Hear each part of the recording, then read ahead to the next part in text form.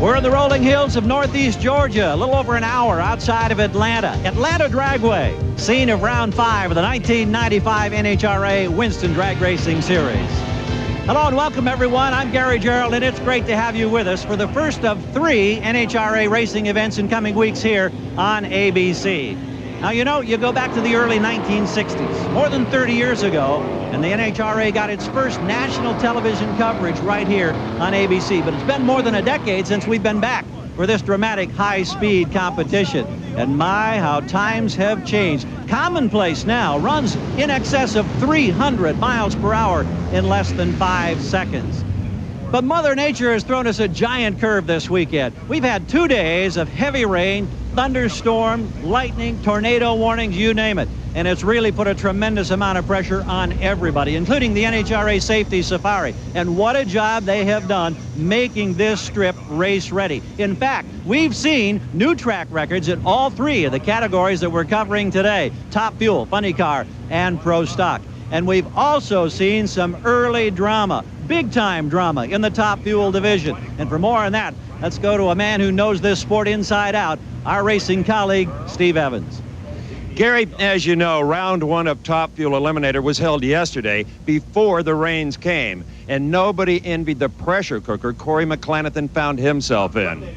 The number 1 qualifier, Corey was already concerned that his Joe Gibbs-owned McDonald's car had too much power for the racetrack when suddenly he had no power at all.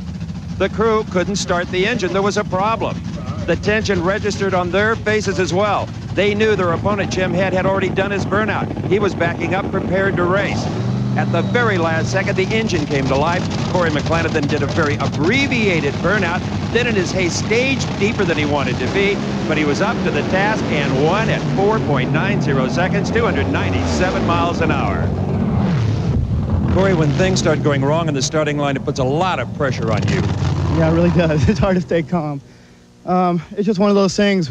On our throttle pedal, when you mash the gas, it sets off all the timers. Without those timers, you have no clutch and no fuel system. It wouldn't have run maybe a 580 at that. So they had to really struggle to get a nut on. I appreciate everything Jim Head by waiting, and all you guys. I know it's raining out here, or it's going to, but we had to do what we got to do. Thanks. Folks, let me tell you, no race car in the world comes close to matching the acceleration and speed of NHRA's Top Fuel dragster. 2,000 pounds, 5,000 horsepower. For the driver, it's a little like riding a horizontal cruise missile, occasionally with the detonation as well. Again, round 1, Kenny Bernstein, far lane against Shelley Anderson. Bernstein wins the reaction time war of the starting line, but near the finish line, his 500 cubic inch Hemi engine splits in half. They say with the engine behind the driver in a Top Fuel dragster that he's immune from fire. Take a look at Kenny Bernstein's gloves. The helmet is charred. Everything did its job. Everything did its job. Actually, right, Steve. The Simpson suit hung in there pretty good. A lot of fire around me that time. More than I've ever experienced in a Top Fuel car. And glad it wasn't a funny car. And you won. Well, that's good. I didn't know that. I appreciate it. Can it be fixed? Absolutely. Round 2 of Top Fuel competition coming up in just a few minutes. Could get very interesting. Corey Mack has had overnight to get his wits together. Kenny Bernstein is completely rebuilt, and we'll see side-by-side number 1 and number 2 in Top Fuel points. Rookie phenom Larry Dixon for Don Prudhomme, and right next door is Mike Dunn, the veteran, trying to catch him in the points. Now, you saw the Bernstein fire. Let's take this engine and put it in front of the driver. No thanks, you say? Well, here's a guy who won 2 Winston Championships in cars of that configuration, Frank Hawley. The cool weather and cool, dry racetrack have helped push these 5,000 horsepower funny cars that close to smashing the existing Atlanta Dragway track records. And one driver that almost set one of those records was Cruz Pedregon. In the first round, the McDonald's driver easily defeated Del Worsham and ran a quarter mile in 5.10 seconds, missing the track record by 1/100th of a second. And crew chief Bob Brandt says he's got more power. Another driver with a great performance in the first round was Chuck Etchels. Chuck had trouble earlier in the week and qualified poorly, but straightened things out today by running a 5.13 second run. Chuck is the current track record holder here in Atlanta Dragway, so he and his crew know this racetrack well. By virtue of his quicker run in the previous round of eliminations, he now has lane choice over reigning world champ and current points leader, John Force. If Chuck can stop John in this next round, the entire points chase could change. Gary?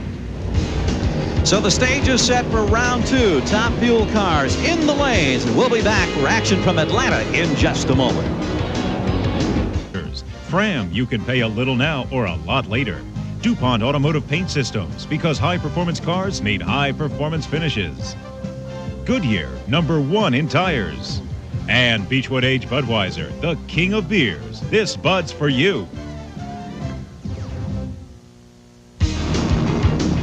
Well, we welcome you back to Atlanta. The first pair of Top Fuel, round 2. Kenny Bernstein on the near side, getting ready to go against surprising Ron Capps as we check out the Top Fuel point standings coming to Atlanta.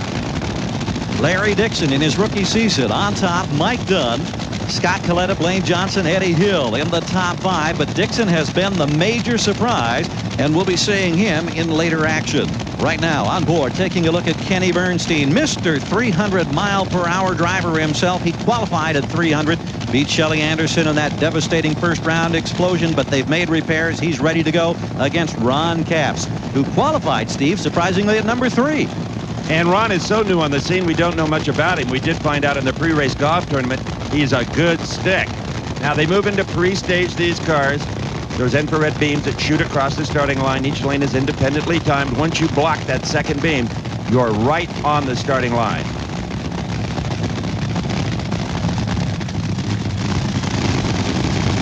Ooh, Capps almost rolled through the lights across the starting line. That's dangerous. But the deep stage is not a problem, and Ron Capps with an easy victory. The problems for Bernstein and his crew continue. Kenny has now been sidelined by the surprising Capps. Meanwhile, looking at the next pairing, Michael Brotherton, the veteran from Dallas, Texas. He'll be going against the top qualifier, Corey McClenathan. McClenathan, who qualified at a new track record of better than 305 miles per hour. Both drivers getting ready for the critical preparation, the burnout now. To give us an idea of just what burnouts are all about, let's go to Frank. One of the things drag race fans love is the burnout. Now, that's a technique where the driver rolls through a puddle of water, hits the throttle, spins the tires quickly out across the starting line, and actually burns the rubber and smokes these tires. That does two things. One is it heats the tire, and the other is it puts a thin layer of sticky rubber on the racetrack for better traction. Now, what's interesting is look at how thin the sidewall is on these big drag slicks. That means that as the tire spins quickly, the sidewall collapses, and centrifugal force causes the center of the tire to grow, and it gets much taller. It also does the same thing at the finish line, which effectively changes the gear ratio and helps the car go a little bit faster. And the crowds, be it at Atlanta or any NHRA track, absolutely love the whole burnout process. Corey Mack's car is owned by Joe Gibbs. Yes, that Joe Gibbs of Washington Redskins and Super Bowl fame. And Corey says he's a heck of a motivator in this sport as well. Michael Brotherton is the owner of the quickest elapsed time in history at 4.69 seconds. That came last May. He hasn't been close since. But bear in mind as we watch these cars, they will hit 100 miles an hour in about 60 feet. They'll be traveling over 250 at the eighth of a mile. McClenathan on the near side. And look, he's deep staged again, close to a foul start. But no problem for Corey Mack. You see the 4.90 elapsed time, the 4.42 reaction time. The time to leave the start was on the right. Let's go back and replay now, and you see Brotherton smoking the tires off the line, and the dramatic reaction of his crew. They know immediately that this race is over. So McClenathan at better than 295 miles per hour advances. Steve is with Corey. Corey, a little calmer scenario than yesterday, but you still rolled in deep. Are you doing that intentionally? No, I'm not. I need to just keep a little bit more attention to what I'm doing. It's my fault, but the guy's doing a great job. I mean, I wish Joe was here to see this. He's going to be here this afternoon for the semis, but we'll just keep it rolling along for McDonald's and all the good sponsors. So ready now for our next pair on Top Fuel. Scott Coletta, the defending series Top Fuel champion, backing into position. He'll be going up against Pat Austin, a 30-year-old driver from Tacoma, Washington, who was the number 15 qualifier this weekend. Well, Scott Coletta qualified number 7 at 4.89 seconds, a weak speed of only 291 miles an hour. Beat Blaine Johnson in round number 1 with a very nice 491. Pat Austin barely made the cut, the 15-car and a 16-car field.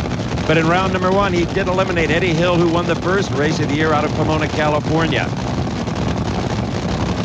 The quicker the 2 cars from the previous round has the lane choice. In this case, it's Coletta. He's taken the near lane. It seems to be favored for whatever reason. They appear to be very equal.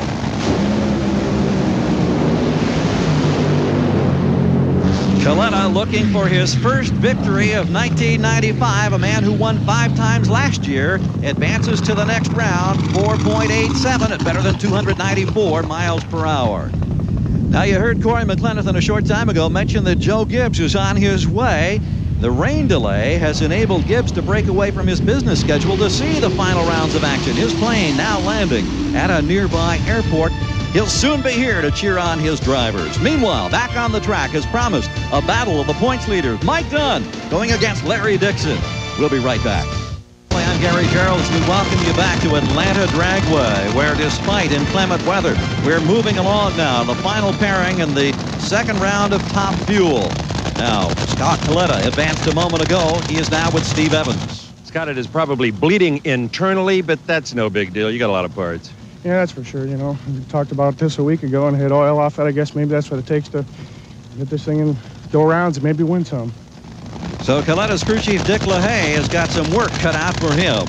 Meanwhile, on the line, we get ready now for our final pairing in this second round. Mike Dunn qualified at number 4, ran a 4.87 to qualify, then a 4.89 to beat Laurie Johns in the first round. Larry Dixon qualified 5th, a 4.88. He ran 4.89 to beat Joe Amato in round number 1. Both of these drivers ran 4.89 in the previous round, but Dunn has the lane choice by 1/1000th of a second. Dunn the more experienced of the 2 drivers by far. Dixon just sitting there. Whoa, and Dunn forces Dixon to stage first. And Mike Dunn left a day before the Christmas tree came down. That is a mistake a veteran driver like Dunn should never make. Something either happened to that car or he just totally lost his concentration, Gary. So a major surprise. Look at him launch now, way ahead of the tree. And the advantage clearly to Dixon for the easy solo. And he advances now to the next round. The season points leader on the move at Atlanta. Our Top Fuel pairings, Corey Mack will go against Larry Dixon. Dixon has lane choice, a 4.79 against a 4.90. The other pair will be Ron Capps against Scott Coletta. Coletta with a 4.87 gets the lane choice. Let's go to Steve with Dixon. You know, you didn't really need a 4.79 at 300 miles an hour to win that race. He red-lighted. Oh, I saw it and I was like, yes, but I knew we needed lane choice. So I ran her on through and, you know, Wes Cerny and the whole crew, they did a hell of a job, and I'm just happy to be driving the car. That's pretty good thinking for a rookie. Yeah, it is, but I'll take it. I got a good coach, you know. The best, the Snake. So we're ready now for funny car competition, and let's get an explanation on these sophisticated cars from former 2-time funny car champion Frank Hawley. 30 years ago, these things got the name funny cars when some racer took a stock vehicle, chopped it up, moved the wheelbase around, and it looked a little bit funny. But make no mistake about it, today's funny cars are highly sophisticated racing machines. This is a stock Dodge Avenger, and this is a funny car Avenger. Now, the funny car can be much longer, but the angle of the front windshield needs to be the same. It also has a rule on how wide it can be, and the spoiler at the back can only be a certain height. Now, this is a carbon fiber, wind tunnel tested body that can go over 300 miles per hour down the quarter mile in under 5 seconds. And 5,000 horsepower combined with a short wheelbase make these wild handling cars a crowd favorite. No question about that. Let's check out the funny car point standings now as we come to this 5th round here in Atlanta of the 1995 Tour. John Force, the 4-time funny car champion, once again at the head of the list. Al Hoffman, Cruz Pedregon, Dean Scusa, and Chuck Etchells currently the top 5. Our first pair that we're going to see, Gary Clapshaw going against Whit Bazemore. This is Gary's first year to attempt the entire tour, all 19 races. He has to be gratified, qualifying number 4 to 5:21 and beating Dean Scusa. They talk about racehorses having big hearts. That describes drag racer Whit Bazemore. He has survived fires, crashes, to come back again.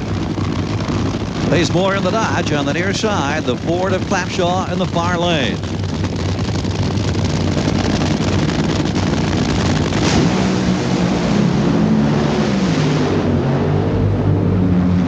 And it's Clapshaw in the Ford who will advance his first time to go to a semifinal round. So coming off his best ever qualifying effort, a terrific run for Gary Clapshaw.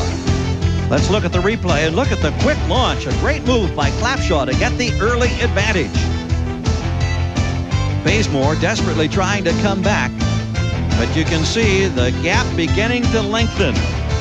And both men start to smoke the tires as they get to mid-track. At the second angle, you can see the smoke buildup. And the advantage to Clapshaw as he advances now into the semifinal round. He's now with Steve Evans. This is a huge event for you. The car is consistent and strong. Well, it's coming around a little bit for us, and we're all pretty happy about that. That's for sure, Steve. So, but smoking the tires in the middle. Yeah, it's getting a little loose down there, and the guy just got to stay with it and try and drive it on through. That's why they put a steering wheel on him. That's right.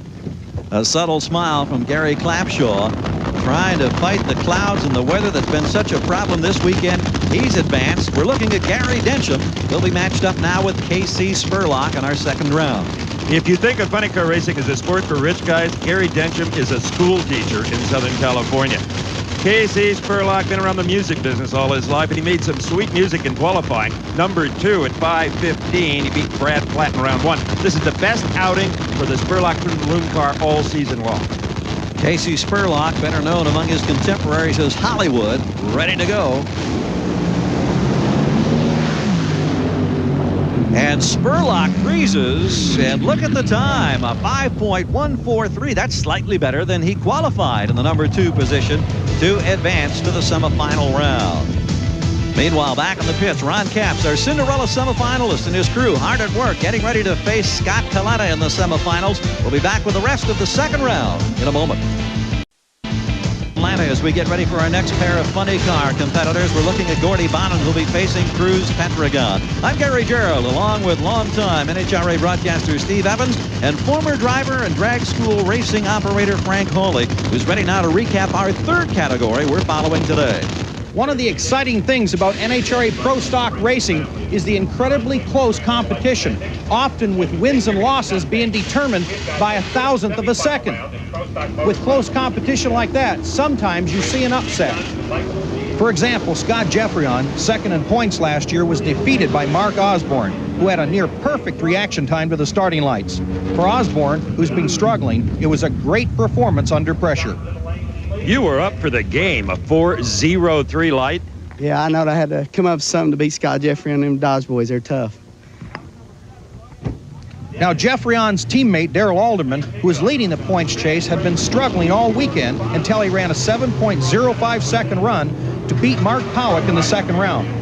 Alderman attributed his increase in performance to a mechanical change made just prior to that race. We got longer wheelie bars on it, and it was going to the right real bad with me, and I was out of the groove all the way down through there, and they adjusted on it this last round. It's running better. So the final four has Darrell Alderman facing Warren Johnson, with Johnson having the lane choice, while on the other side of the ladder, Mark Osborne will face Jim Yates. And we'll be seeing the final four in action in a few moments. Right now, it's back to funny car competition. We're looking at the Pontiac Firebird of Cruz Pedregon. Cruz qualified only number 3, but is 5:10 in the first round. Low elapsed time of the event. He looms as a favorite. Gordy Bonham, you got to watch this guy. He is so talented behind the wheel. No matter what the car does, he is capable of winning. He proved that 2 times last year, winning, in my opinion, on driver ability alone. Pedregon with a lane choice. No surprise, he takes the near side. Well, 3 years ago, Pedregon, as a rookie in funny car competition, won the Winston Championship driving an Olds Cutlass. Now he's in the Pontiac Firebird in the near lane.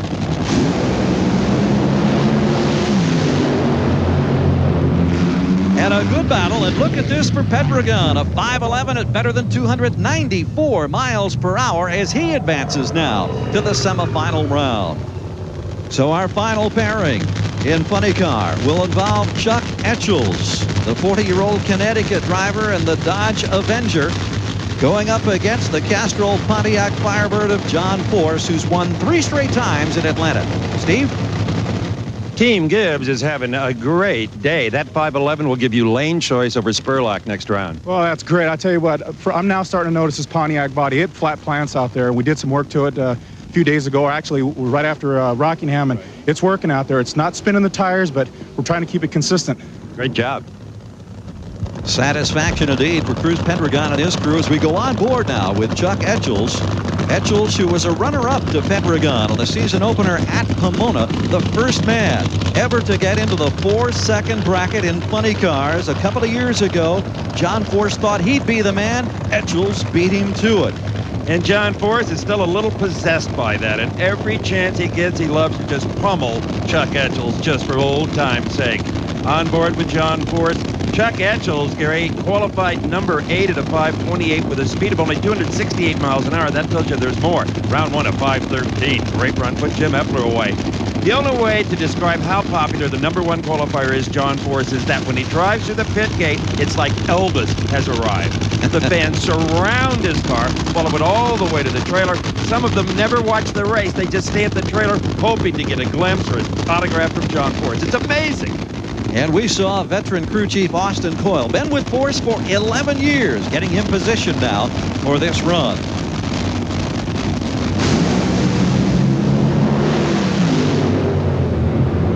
You can see Force pulling away, and look at the speed. 301 miles per hour for John Force as he sidelines Etchells. The 10th time in the amazing career of John Force that he has now gone better than 300 miles per hour. And look at the power off the line. Etchells trying to hang with him, but the advantage clearly to Force. And here's what a 300 mile per hour run looks like at the finish line. As Force now advances, he'll go against Gary Clapshaw. Force, of course, has lane choice of 5.10 to a 5.29. And the other pairing has Pendragon against Spurlock. Pendragon with lane choice. And his owner has now arrived and is with Steve.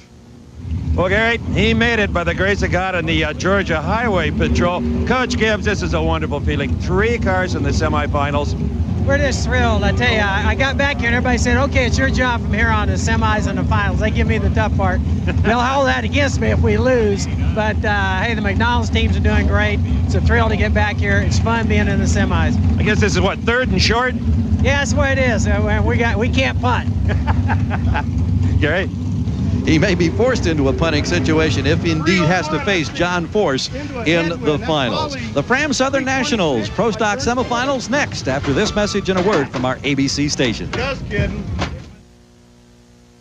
Semifinal action in Pro Stock, and here's a delighted man behind the wheel of this Oldsmobile Cutlass. Mark Osborne had missed the last 3 events, had not qualified. He goes now against the Pontiac Firebird of Jim Yates. The season standings, Team Mopar, Alderman and Jeffreyon, they have dominated the season. A big lead for Alderman when you consider that you can take about 110 maximum from one weekend. You can see how strong a season he's had in the first 4 events. Unlike the nitro cars that leave the starting line from a dead idle, the Pro Stockers raise the RPMs to the moon. And a red light for Yates. And I don't think Yates even realized that he red lighted. He continues the full run. Osborne advances with a 7:13, but Yates has wasted a 7:09. He missed the green by 6/1000ths of a second. Our next pair in the burnout, Darrell Alderman in the Dodge going against Warren Johnson on the near side in the Olds Cutlass. Meanwhile, at the other end of the track, Steve is now with Mark Osborne.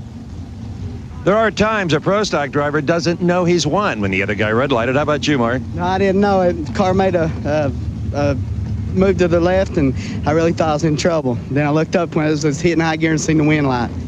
So Osborne now finds himself in the finals. We look at the other semifinal pairing and Darrell Alderman. What a year he's enjoying as the defending series champion. He's won 3 of the 4 events already this season. He goes against longtime rival Warren Johnson. Often Pro Stock drivers will play a game, try to force the other man to stage first. They're sitting there a long time. Who's going to break? Alderman in. Johnson taking his time. He's in. Alderman far lane, and near perfect reaction time and a huge lead. Warren closes with a quicker elapsed time of 7:02, but Alderman, due to his cat-like start, goes to the final with a 7:06. Well, they say reaction time is the key to success in this sport, and here is a classic example. Look at the launch on the far side by Alderman as he gets out quickly on Johnson. Johnson comes back hard, in fact, runs a higher speed, but it's not going to be good enough to put him in the finals. On board now with Alderman. Here's the look at the line. And you can see the lead. Can he hang on? He does. And Alderman holds off a fast-closing Johnson thanks to that terrific start. So Alderman will advance to face Mark Osborne, and Alderman is now with Steve. Folks, you are looking at the difference in why this Dodge is in the final. A 7:06 beat an 02.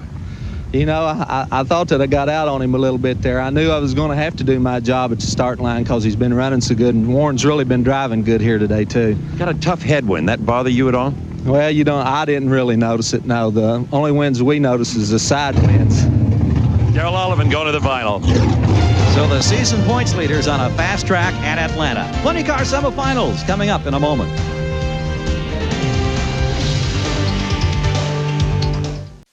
Nepotism.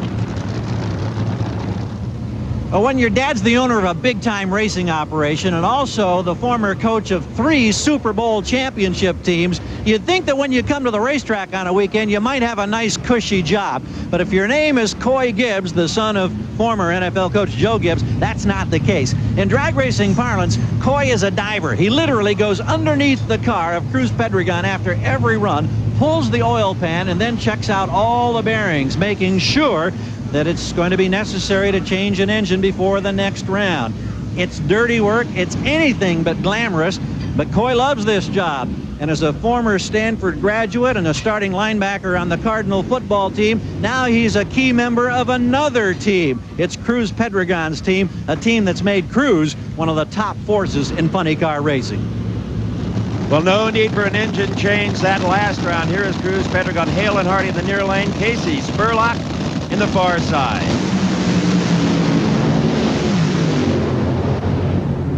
Easy victory for Pedregon. Gibbs shows the elation of the moment as his driver advances to the finals, and Spurlock was just left at the starting line. In replay, watch that red and white car at the right and how quickly it moves. At half track, some smoke from the tires and maybe a puff of smoke from a power plant that will definitely have to be replaced prior to the final round. Cruz Pedregon pumped up down here like a prize fighter. Get over here.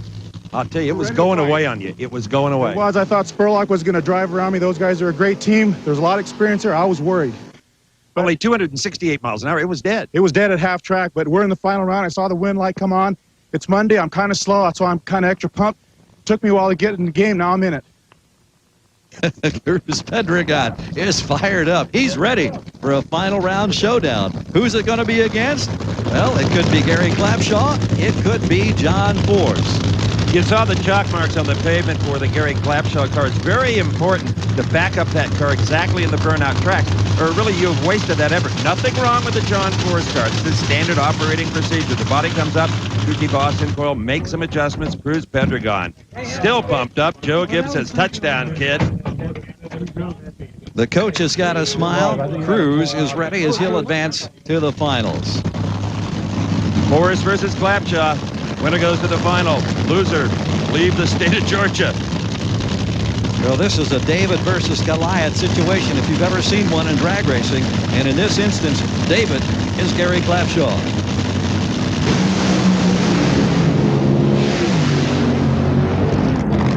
Well, that may have felt like a heck of a ride, but it really wasn't. Force got lucky. He dogged his way to a 5.41 second elapsed time. The speed only 277 miles an hour. Well, Clapshaw actually had the quicker start, but you see he lost traction immediately, and in that huge cloud of smoke, it was an easy run for Force as he cruises now into the final. He'll be facing Pedregon. But because of the problems that Force had, he loses lane choice. Pedregon has the advantage for the finals. You're going to need something a lot better than that against Cruz Pedregon in the final. Well, she ran pretty hard, Steve, for about 500 feet. 600 feet. He got right down to where Cruz had the problem, smoked tires, and I was ready. And all of a sudden, he just whooped him up big, and I had to step off the gas, probably a little slow, got back after it, and just killed ET. But we're in another final, and it ain't raining. It'll be a great final, and it ain't raining. In a Pontiac. John Force wants us not to forget he's driving the Pontiac. Corey McClenathan ready for semifinal action in Top Fuel in a moment. Nationals. Over his long career, Don the Snake Prudhomme always raced with the intensity of an A.J. Foyt. Earlier, Gary Gerald found out how he's handling being a rookie retiree.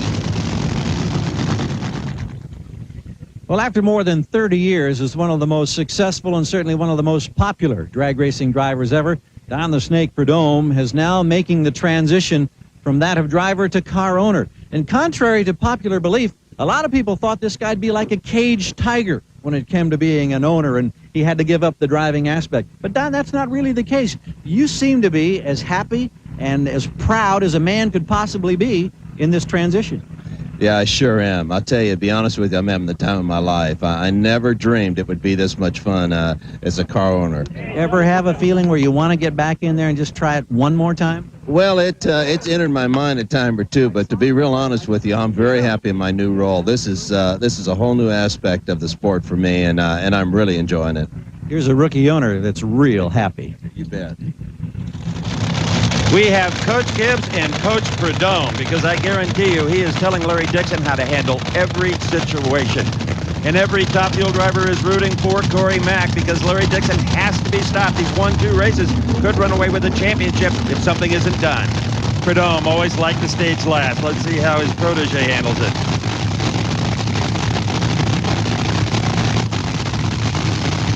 Ooh, Corey forces Dixon in first. We've got us a great race in McClenathan at better than 300 miles per hour. A strong 480 advances to the finals, looking for his first victory of 1995. The reaction at the starting line. The advantage went to McClenathan. He put a job on Dixon, the storybook rookie who won at Phoenix and Gainesville, but he is now denied at Atlanta. McClenathan will advance to the final rounds. He's with Steve. You have wanted to beat that Dixon car since the beginning of the year. Am I wrong? You are wrong. Not at all. I mean, when Snake stepped out, Dixon took over. It's the same person in the car as far as I'm concerned. He drives just like him. So it's just one for us. I mean, he's a great driver, a good kid, doing a great job. But if somebody doesn't stop him pretty quick, he's going to run away with this deal. And it's time somebody stopped him. Ooh. A man with a mission, McClenathan, whose last victory came at Topeka in 1994. Will he be facing Ron Capps, or will he be going against Scott Coletta in the finals? That's the question that's about to be answered. And Gary, earlier I had a chance to look at some computer data off of Scott Coletta's car. At the launch, Scott pulls over 5 Gs in the cockpit of that car. It levels off towards the finish line to about 2, and when the chutes hit, it's a minus 4 Gs. So you go from a +2 to a -4. That can be hard on you physically.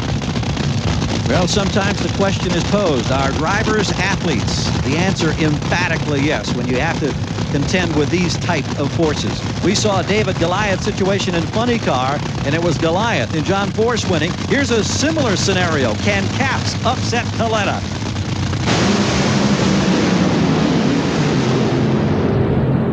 And Coletta falls by the wayside. Another shock as Capps advances to his first ever final round. So Ron Capps, the 29-year-old newcomer from Cupertino, California, in a stunning surprise off the line, the advantage clearly to Coletta. And it looked like the defending series champion was pulling away to advance to the final round. But as they got down toward the midpoint of the racetrack, something dramatically went wrong. Look at the shower of sparks in the drivetrain, apparently. He lost power. That enabled Capps to cruise to the finals now, where he'll go against Corey McClenathan. Capps is now with Steve. We should have known this guy was going to be hot when he was closest to the pin at the golf tournament. Coletta was ahead of you. Yeah, he was. I saw him all the way. In fact, I saw his whole car about half track. Something happened. I saw him blow by. I don't know what we ran, but it nosed over again. We had a small fire, but we're going to be back. You're going to be busy in the pits, too. We had to change motors last round. It hurt a main bearing. We'll be back, though. Wow, great story.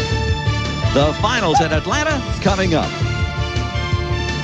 In Atlanta with their burnout. Mark Osborne on the far side going against Darrell Alderman, who's had such a terrific campaign thus far. But meanwhile, we've got a problem back in the pit area that may affect Corey McLenithan in the Top Fuel final. Let's go to Steve for the update. Gary, unfortunately, back pain is a common problem with Top Fuel drivers. Sudden acceleration, sudden deceleration. Corey Mack is in pain. How you feeling? Oh, I'm going to be okay. It's just one of those things that happens. Usually I'm at home doing nothing or lifting stuff when it happens, but this time it's bad timing in a racetrack, so I'm sure once they start the car up, I won't feel a thing. NHRA's Dr. Brown in here with some physical therapy. You'll be there. The after effects of that heavy G-loading Steve was talking about at the start line. 2,750 pounds, including the driver, gasoline in the tank, carburetors on top of a 500 cubic inch motor. That's the ultimate factory hot rod pro stock. Final round.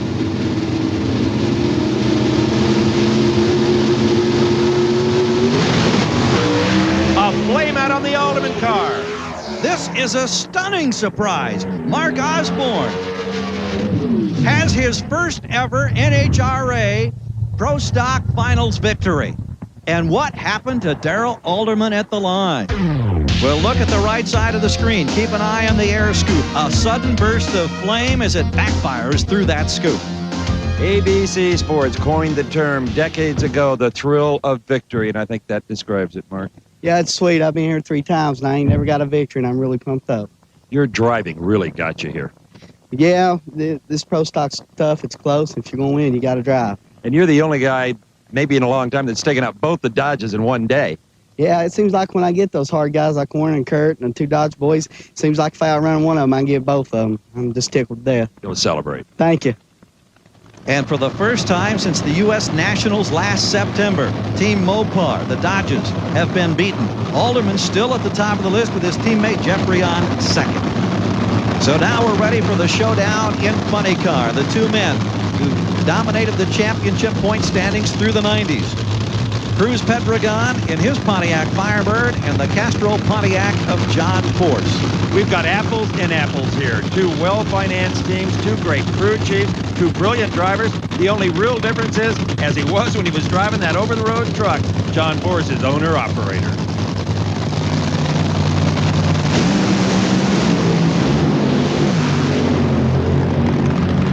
So the domination of Force at Atlanta continues, and for a 4th consecutive year, John Force is winner of the Fram Nationals. You can see at the start line that Cruz Pedregon immediately lost traction, a huge column of smoke. That was the opening that Force needed, and he breezed to the victory. Career win number 45, his 40th in the 90s. He's now with Steve. Forrest, you're shooting at ducks or something here. A spark plug came right through the body. That's the wire. Shows you how good them Autolite spark plugs are. They're just throw them out, just run on the other 8 or 7. How many's the guy? You didn't beat yourself. That's the important thing. Nah, I don't know what happened. I heard her clicking when she come off the end. She's trucking really good down. She run any good? 517. That was a very quick stage up there. He staged very quickly on you. Don't mess with my buddy Cruz. He'll do damage to you. John Force, continuing his dominance in 1995, has stretched the advantage now over Pedregon to better than 100 points. Meanwhile, the Top Fuel finalists are now waiting their opportunity. The intensity comes from the eyes of Ron Capps. Engineered for greater protection against breakdown. Mopar Chrysler Corporation parts and the dealers who sell and install them. And Fram oil filters. Fram, you can pay a little now or a lot later. One race remaining in the Fram Southern Nationals from Atlanta. It's the Top Fuel finale. It's Ron Capps going against Corey McLenithan. Well, just who is Ron Capps? Maybe Steve has the answer. Do you know how tough it is for a young driver to pick up a quality ride like the Roger Prem car out of Reno, Nevada? I can tell you it's tough. In fact, Prem had 20 names on his list. Most of them were qualified, very experienced drivers. At the bottom was Ron Capps, who had only driven an alcohol car a few times last year, had never driven a nitro car. But on New Year's Eve, Ron Capps got the call. Obviously, Roger Prem saw something in this young man that he liked, and it's paying big dividends. You only had, what, 3 runs in this car full power coming into Atlanta? That's right. But 2 of those were over 300. That's right. Are you a little nervous? I'm That's very right. I'm very nervous, Steve. We'll let you go. Good luck. Imagine the pressure he must be feeling. And it was clearly etched on his face. Pressure on Mac, too. If he loses, it's like the 49ers losing at home to Tampa Bay. But there'll be no upset today as Corey McClenathan gets his first victory of the 1995 season, and he was nearly at 300 miles per hour in the process. The replay shows nearly identical reaction times, but not a hard launch for Caps, and you could see the motor going away at the end. McClenathan, meanwhile, remember the problems he had earlier with a bad back? Well, I wonder how that back's feeling right now. A victory may be the best pain reliever there is. You came into this car like you had a spring in the seat. I don't feel any pain now, I'll tell you. Lee and the guys did a great job.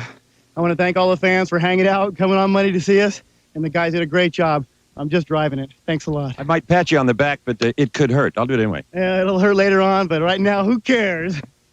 Corey Mack's first one of the season.